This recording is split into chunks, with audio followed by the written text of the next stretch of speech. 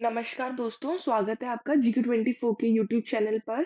आज की इस वीडियो में हम भारतीय स्वतंत्रता अधिनियम इंडियन इंडिपेंडेंस एक्ट जो कि 1947 का है, इससे रिलेटेड हम कुछ जानेंगे। इसको कब लागू करा गया था, इससे क्या-क्या इंडिया के ऊपर इम्पैक्ट पड़ा था, क्या-क्या पॉलिसीज इसके अंदर रखी गई थी और कैसा अपना डेमोक्रेटिक सिस्टम था, ये सब कुछ आज हम इस वीडियो के अंदर देखेंगे और साथ ही में इनसे रिलेटेड MCQs भी कवर करेंगे। तो आइए शुरू करते हैं। सबसे पहले तो अपन इंडियन इंडिपेंडेंस एक्ट के प्रोविजंस भी पढ़ेंगे और उसके इम्पैक्ट, उसके क्या-क्या प्रभाव पड़े हमारे इंडिया के ऊपर, ये भी पढ़ेंगे, ठीक है? जो इंडियन इंडिपेंडेंस एक्ट है 1947 का, इसको ब्रिटिश पार्लियामेंट ने पास करा था, ठीक है? क्यों और पास क्यों करा गया था? क्योंकि इंडिया और पाकिस्तान को एक अलग-अलग अपना राज्य बना दो, अलग-अलग राज्य इनका खुद का बना दो, ठीक है? जो इसका रॉयल एसेंट है, मतलब कि जो इसका स्वीकृति है, जो ऑफिशियल स्वीकृति थी, वो 18 जुलाई 1947 को दे दी गई थी, ठीक है? लेकिन ये फोर्स में कब आया था? लागू कब से हो गया था? 15 अगस्त 1947 से। ये जो एक्ट था, ये जो इंडियन इंडिपेंडेंस एक्ट था 1947 का, इस टाइम से जो ब्रिटिश रूल है हमारे इंडिया के अंदर, वो एकदम खत्म हो गया था। इस एक्ट को as a and of British rule माना जाता है, ठीक है? और इंडिया का एक अलग से पार्टीशन होके वो एक अलग से खुद का एक कंट्री बन गई थी। अब इसने क्या-क्या प्रोविजंस थी इस एक्ट की। सबसे पहले तो इंडिया का पार्टीशन हो गया था, ठीक है? जो अपना इंडिया है, वो 2 अलग-अलग इंडिपेंडेंट डोमिनियन में, ठीक है? अलग-अलग 2 स्वतंत्र राज्यों में डिवाइड हो चुका था। कौन-कौन सा था? एक तो इंडिया और एक है पाकिस्तान, ठीक है? दूसरी चीज़ क्या हुई थी? ब्रिटिश रूल एकदम खत्म हो गया था। बताया था इंडियन इंडिपेंडेंस एक्ट से ब्रिटिश रूल एकदम खत्म हो गया था। इस एक्ट ने जो ब्रिटिश की जो पावर थी पूरे इंडिया के ऊपर, जो एकाधिकार था, सोवेरेनिटी थी इंडिया के ऊपर, वो खत्म हो गई थी। कब से? 15 अगस्त 1947 से। नो ब्रिटिश सुपरविजन, कोई ब्रिटिश मतलब हम कुछ भी करेंगे इंडिया के अंदर, ब्रिटिश हमारी तरफ देखेगा भी नहीं, ठीक है? ये जो नया डोमिनियन था, ये जो नई पावर हमको मिली थी, वो सब्जेक्ट नहीं था किसका? ब्रिटिश कंट्रोल का, कि ब्रिटिश के अंडर हम कब कुछ भी नहीं कर रहे हैं। गवर्नर जनरल्स रूल, अब इस इंडिपेंडेंस एक्ट के अंदर हमारे इंडिया के अंदर अब रूल क्या था गवर्नर जनरल का? पहली बात तो ये जान लो गवर्नर जनरल होता कौन है? पूरे इंडिया को जैसे अपने इंडिया के अंदर अब कौन होती है? प्रेसिडेंट हो, जैसे द्रौपदी मुर्मू है, वो पूरे इंडिया को संभालती हैं, ठीक है?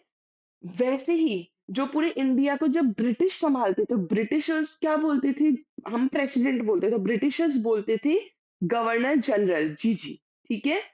जैसे हमारे राजस्थान को चेयरमैन हो गए, ये सब सँभाल रहे हैं, ठीक है? तो ये हमारे एक एक स्टेट का जो हो गया, वो फिर एजीजी हो जाता था। ऐसे इन्होंने अलग-अलग तरह के नाम दे रखे थे। तो इंडिया के अंदर गवर्नर जनरल का रोल क्या बचा था? दोनों जो डोमिनियन है, इंडिया और पाकिस्तान, इसके अंदर इसको एक गवर्नर जनरल होगा, ठीक है? Each dominion was to have a governor general, मतलब पाकिस्तान का एक गवर्नर जनरल होगा, दोनों अलग-अलग कंट्री बन गई, तो पाकिस्तान का एक अलग गवर्नर जनरल होगा, साथ ही में इंडिया का अलग गवर्नर जनरल होगा, जिसको कौन अपॉइंट करेगा? अब भाई प्रेसिडेंट है, तो प्रेसिडेंट को भी तो कोई अपॉइंट करता है, तो गवर्नर जनरल को कौन अपॉइंट करेगा? जो ब्रिटिश क्राउन है, जो ब्रिटिश का राजा है वो, ठीक है? Who would act on the advice of the minister, जो भी मिनिस्टर्स हैं वो उनकी एडवाइस पर काम करेंगे। दूसरी चीज़ क्या थी? And of British parliament rule, जो ब्रिटिश पार्लियामेंट का रोल है वो एकदम खत्म हो चुका था। ठीक है? ब्रिटिश पार्लियामेंट कुछ भी लॉज़ नहीं बनाएगी इंडिया और पाकिस्तान के लिए। लेजिस्लेटिव अथॉरिटी, जो लेजिस्लेचर्स हैं दोनों डोमिनियन की, उन पर खुद की पूरी अथॉरिटी है कि वो खुद का लॉज़ बनाए बिना किसी ब्रिटिश के इंटरफेरेंस के। ब्रिटिश कोई भी इंटरफेरेंस इसके अंदर नहीं करेगी। दोनों डोमिनियन के पास लेजिस्लेचर है कि तुम खुद के लॉज क्रिएट कर सकते हो। 7th पॉइंट ये है प्रिंसली स्टेट चॉइस। अब जो रियासतें बच रखी थी, इंडिया और पाकिस्तान तो अलग-अलग हो गए। अब इतनी इंडिया के अंदर इतना रियासतें बच रखी हैं, उनकी खुद की चॉइस थी, ठीक है? जो प्रिंसली स्टेट्स है उनको ऑप्शन दे दिया गया था कि तुम इंडिया भी जॉइन कर सकते हो, तुम पाकिस्तान भी जॉइन कर सकते हो, या तुम इंडिपेंडेंट भी रह सकते हो। तुम अगर इन दोनों में से किसी को जॉइन नहीं करते हो, तो तुम खुद की अपनी एक कंट्री बना के अपना इंडिया भी तुम रह सकते हो। ओके, 8th पॉइंट है इंडियन कॉन्स्टिट्यूएंट असेंबली। अब इंडियन कॉन्स्टिट्यूएंट असेंबली के अंदर क्या था? ये इसको एक पूरी पावर दे दी गई थी कि तुम अपने इंडिया का नया कॉन्स्टिट्यूशन फ्रेम करो। ठीक है? इंडियन कॉन्स्टिट्यूंट असेंबली के अंदर क्या था, इसके पास पूरी पावर आ गई थी कि अभी इंडिया का नया कॉन्स्टिट्यूशन, नया संविधान बना सकता है। Repeal of the government of Indian act 1935। 1935 का जो ये गवर्नमेंट ऑफ इंडिया मतलब इसने इसको खत्म कर दिया था, ठीक है? ये जो एक्ट है, वो एकदम खत्म कर दिया गया था 1935 वाला, ठीक है? और पूरी लेजिस्लेटिव पावर है वो किसको दे दी गई थी? नए डोमिनियन के पास आ गई थी। लास्ट है सिविल एंड मिलिट्री डिवीजन। भाई एक पूरा एक कंट्री थी, वो 2 में डिवाइड हो गई है। इंडिया में हो गई और एक पाकिस्तान में हो गई है। तो अब जब पहले एक थी, तो अब इनके मिलिट्री जो भी आर्म्ड फोर्सेस हैं, जो भी एडमिनिस्ट्रेटिव सर्विसेज, जो भी फाइनेंशियल एसेट है, इनको 2 नेशंस में डिवाइड करा जाएगा, इंडिया में और पाकिस्तान में, ठीक है? अब प्रभाव क्या पड़ा इस एक्ट की, इंडियन इंडिपेंडेंस एक्ट की वजह से इंडिया के ऊपर या कहीं पर भी क्या असर पड़ा? इंडिया इंडिपेंडेंस, इंडिया एक अलग से स्वराष्ट्र, अलग से स्वतंत्र राज्य बन चुका था 15 अगस्त 1947 को। पाकिस्तान का क्रिएशन हो गया था, पाकिस्तान एक अलग राज्य बन गया था, एक नई कंट्री जो कि है पाकिस्तान, ये बनी थी, ठीक है? जिसकी वजह से अब आप इस इमेज से ही समझ सकते हो, अगर ये चॉइस दे दी गई थी कि या तो तुम पाकिस्तान रह लो या इंडिया। अब कोई पाकिस्तान में चला गया होगा तो उसको इंडिया आना होगा, कोई इंडिया वाला होगा तो उसको कोई पाकिस्तान जाना होगा। इसकी वजह से इतना बड़ा माइग्रेशन हो रहा था, माइग्रेशन मतलब इधर से उधर, ठीक है? इधर से उधर जाना।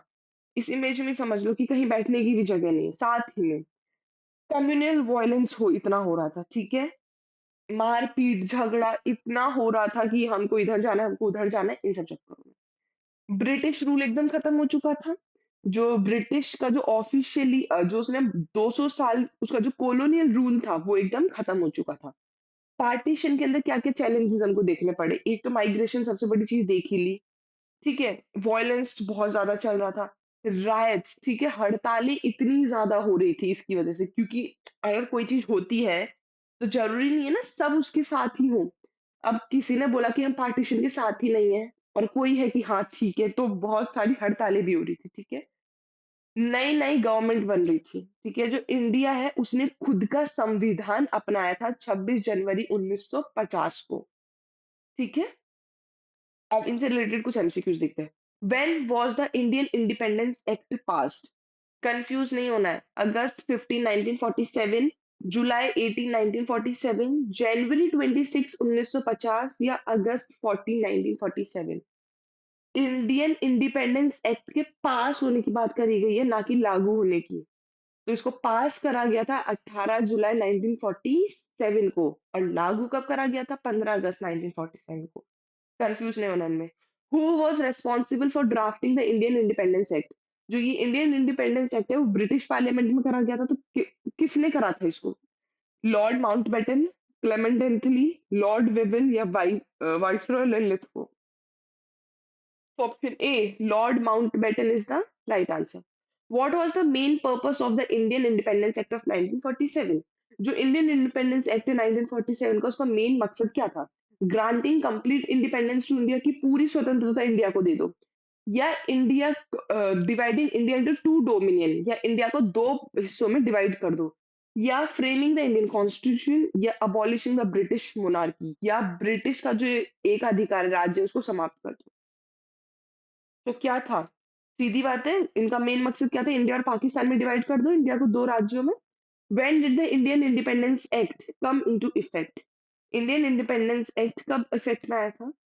जनवरी 26, 1915, अगस्त 14, 1947, अगस्त 15, 1947 या नवंबर 26, 1949?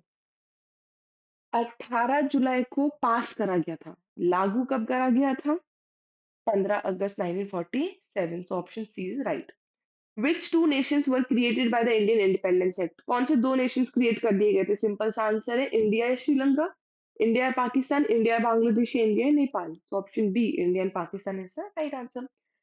सबसे पहला गवर्नर जनरल कौन था अपने इंडिपेंडेंट इंडिया का?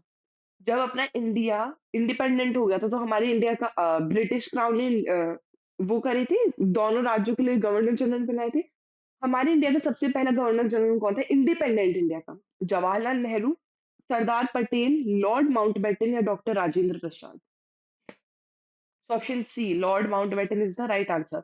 The Indian Independence Act gave the right to princely states to. अब जो इंडियन इंडिपेंडेंस एक्ट है उसने जो ये रियासतें थी उनको क्या राइट दिया कि तुम क्या कर सकते हो, इंडिया को ज्वाइन कर सकते हो, पाकिस्तान को ज्वाइन कर सकते हो या इंडिपेंडेंट रह सकते हो या ऑल ऑफ द अबव. तो उसमें तो यही बोला गया था ना कि इंडिया पाकिस्तान इनको ज्वाइन करना वो इनको ज्वाइन कर लो या जिसको इंडिपेंडेंट रहना दोनों में से किसी को ज्वाइन नहीं करना independent. So all of the above is right. Which British prime minister announce the plan for India's independence? British का वो कौन सा प्राइम मिनिस्टर जिसने ये इंडिया इंडिपेंडेंस प्लान को अनाउंस करा था? Winston Churchill, Harold Macmillan, Clement Attlee या Neville Chamberlain? Option C, Clement Attlee is the right answer. What happened to British treaties? जो ब्रिटिश की जो ट्रीटीज करी गई थी इंडियन प्रिंसली स्टेट्स के साथ इस एक्ट के बाद क्या हुआ उनका? दे रिमेन वैलिड, वो अभी भी वैलिड है कि अभी भी हम ब्रिटिश की ट्रीटीज मान रहे हैं, या they were transfer to the Indian government, या उन ट्रीटीज को हमने इंडियन गवर्नमेंट के अंदर ट्रांसफर कर दिया कि हम अभी भी ब्रिटिश का ही लॉज मान रहे हैं, या उनको उसी टाइम खारिज कर दिया गया, अबॉलिश कर दिया गया, खत्म कर दिया गया, इनको वापस से रिवाइज करा गया, वापस से पढ़ के लगाया गया. तो उसको उसी टाइम से इंडिपेंडेंट होने का मतलब ही क्या है कि हमने इन सब चीजों को एकदम से खत्म कर दिया. End of British rule. What happened to the British crown's authority over India after the act? ये जो इंडिया इंडिपेंडेंस एक्ट जब लागू हो गया था इस एक्ट के बाद जो इंडिया के अंदर ब्रिटिश क्राउन की क्या अथॉरिटी रह गई थी? ये 1950 तक कंटिन्यू ही रहा था या इसको ट्रांसफर कर दिया गया था इंडियन पार्लियामेंट के अंदर, मतलब इंडियन पार्लियामेंट के अंदर ब्रिटिश क्राउन को बिठा रखा था, या इसको उसी टाइम खत्म कर दिया गया था, या it was shared with the governor general, या इसको शेयर गवर्नर जनरल के साथ शेयर कर दिया गया. तो इसको इसी टाइम खत्म कर दिया गया था. That's all. आई होप आपको वीडियो पसंद आई होगी. वीडियो को ज्यादा से ज्यादा लाइक शेयर और चैनल को सब्सक्राइब करना ना भूलिएगा. Thank you all.